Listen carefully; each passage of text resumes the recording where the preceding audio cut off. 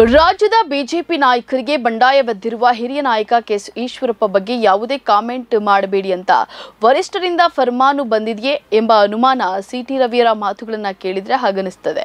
ಬೆಂಗಳೂರಲ್ಲಿ ಇಂದು ಮಾಧ್ಯಮ ಪ್ರತಿನಿಧಿಗಳು ಈಶ್ವರಪ್ಪ ಬಗ್ಗೆ ಕೇಳಿದ ಪ್ರಶ್ನೆಗೆ ಉತ್ತರಿಸುವಾಗ ಅವರು ಈಶ್ವರಪ್ಪ ನಿಲುವು ಮತ್ತು ತನಗೆ ಸಂಬಂಧವಿಲ್ಲವೆಂಬಂತೆ ಮಾತನಾಡಿದ್ದಾರೆ. ಈಶ್ವರಪ್ಪ ಕಳೆದ 4.5 ದಶಕಗಳಿಂದ ಪಕ್ಷಕ್ಕಾಗಿ ದುಡಿಯುತ್ತಾ ಬಂದಿದ್ದಾರೆ ಮತ್ತು ಬಿಎಸ್ ಯಡಿಯೂರಪ್ಪನವರ ಒಡನಾಡಿ.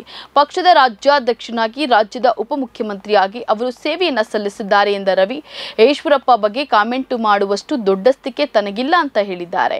ಮುಂದುವರೆದು ಮಾತನಾಡಿದ ಅವರು, ಸದ್ಯಕ್ಕೆ ತಮ್ಮ ಗುರಿ ಲೋಕಸಭಾ ಚುನಾವಣೆಯಲ್ಲಿ ಬಿಜೆಪಿ ಮತ್ತು ಎನ್ಡಿಎ ಮೈತ್ರಿಕೂಟಕ್ಕೆ ರಾಜ್ಯದ ಎಲ್ಲ 28 ಸ್ಥಾನಗಳನ್ನು ಗೆಲ್ಲುವುದರ ಮೇಲೆ ನೆಟ್ಟಿದೆ ಅಂತ ಹೇಳಿದ್ದಾರೆ.